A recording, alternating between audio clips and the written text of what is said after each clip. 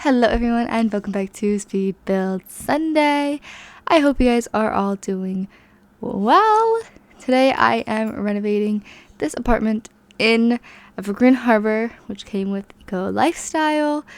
It's going to be a bit of a shorter build because I am just renovating a small apartment. And I am also so sorry that I uploaded my Wednesday video 2 days late. It has just been an extremely hectic week.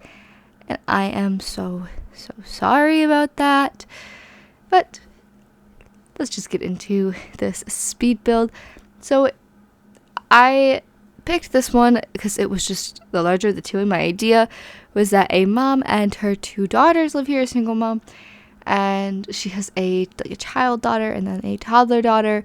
So this apartment did start out originally as a 2-bedroom apartment. So I just kind of reworked the floor plan and changed some of the furnishing to be a little bit more aesthetically pleasing. You'll see that I did try to keep this little wood grate, like this wood wall, as like an exit wall. I didn't think it looked good all throughout the apartment, but I thought it's like an exit wall that it looked really good. And then I decided I wanted to do carpet in the bedrooms because to me that tends to kind of scream a little bit more budget friendly. Because in my head, this is meant to be kind of a starter apartment. When you start, you typically get $20,000, and every additional sim you have, you get a little bit more. So with her having her two children, in my head, they have a little bit more than $20,000, so they can spend a little more on the apartment, because there is like a deposit and then the amount for the furnishings. So I kept all the furnishings under $20,000. You'll see here I'm using the counters from Parenthood. I really wanted to use the new base game counters, but they just were not going to fit in the budget-friendly aspect of this build. And I didn't want to waste so much of my budget on the kitchen. I will go back and change those cabinets because I went for like a very dark kind of feel in the kitchen, but that doesn't fit anywhere else in the house. Like, in the house, it's all light and airy and seems very clean, and that kitchen's just very dark. It does not fit like the aesthetic of the rest of the house. Most of the furniture I place at first is kind of placeholder furniture. Like I changed the table, I changed the couches, I changed the stand the TV's on, I changed all the beds that I placed now and everything. The only thing that doesn't change are the kitchen cabinets. Don't change what cabinets are, they just change color to be a little bit lighter. You see me here trying to pick a shower. I wanted to do a shower tub combo. I felt like just the way I had laid out the bathroom, that made the most sense. But I couldn't find any color combo I liked besides that one because I liked the elephant shower curtain. But all the actual swatches of that shower are terrible in my opinion. Like, I don't want a two-toned bathtub. I just want a plain white bathtub with a cute shower curtain. And it's really frustrating for me. I don't know if anyone else has that problem. I was sitting here trying to pick a mirror.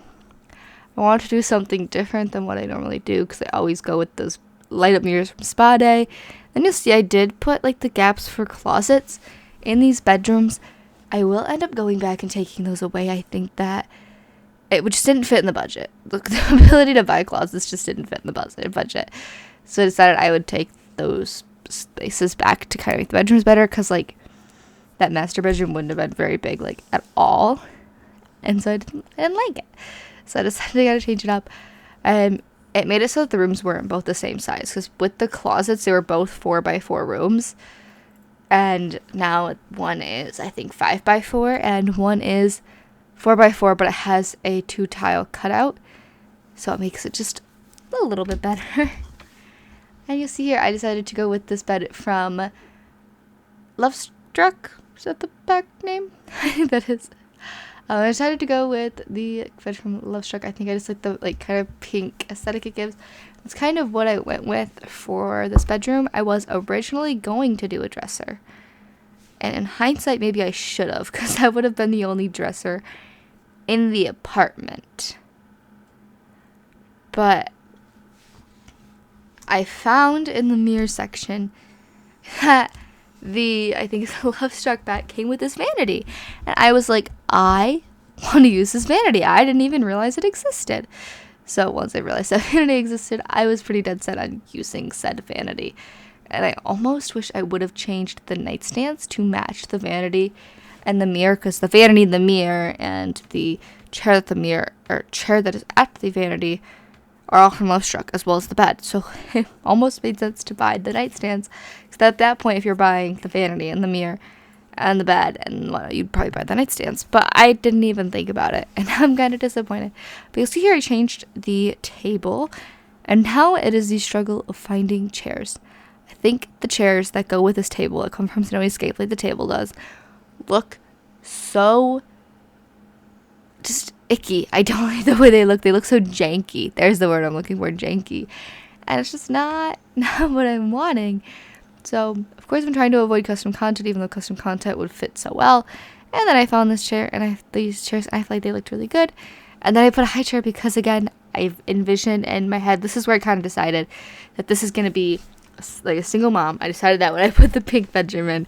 And then when I put the kitchen table is when I decided that, yeah, she's got her 2 kids, but one of them's going to be a toddler, to kind of add a little more to the space. And then here I am just trying to pick what I want the TV to be on, and I'm trying to decide if I like the rounded edges or the squared off edges. And I just went with the squared off edges, just to kind of fit what I was looking for better, I guess. I don't know, just in my head it looked better. And you'll see here, I'm trying to put the toddler bed there, and then I'll put the child bed there. And I kind of went with, like, the older daughter prefers more, like, blues and purples, and the younger daughter prefers more pinks. There's not a ton of decoration in this house, and honestly, this room's probably the most decorated room in the house, because I just love decorating kids' room and cluttering it all up. Just because it's a starter place, so it doesn't have, like, I don't have a very big budget for anything extra. But you'll see I kind of put that little divider to make it a little easier, or a little bit more private for each kid. They kind of get their own, like, space. I feel like that's more for, like, the older daughter, because she's a little bit older, and she doesn't really want to be sharing her room with her sister, but she doesn't really have too much of a choice, so the mom chose to just buy a divider to kind of split that up. And you'll see, like, the older daughter's side of the room, she's got, like, that, like, in my head, that's a bookcase, and they can read from it, but I know they can't, so I don't know placing, like, a bookcase on the wall, but I kind of see, like, that's, like, her little bookcase, and her little table, and then she's got a little mirror, and a little, like, chair in front of the mirror. I put the Blarfy in front of, or at the end of her bed, so it's kind of right by the door. Both kids can kind of play with it and get the benefits from it. I really wanted to put a toy box, but we really don't have, like, just, like, a plain toy box. Like, I want one that's just, like, all pink or all white or something. Just, like, a basic all white toy box. And that just doesn't exist. Like, they have, like, weird colors or weird patterns, and it was kind of frustrating. Then I realized I had a little bit of money left in the budget, and that's why I keep that little, like, thing open on the left side to see how much I spent on the furnishings. I also realized I never put a stove in the kitchen. I also just now realizing that stove does not match that fridge, but oops, I wanted to go for a slightly more expensive fridge, so it wasn't just the cheap basic fridge, because that was what was in the apartment before.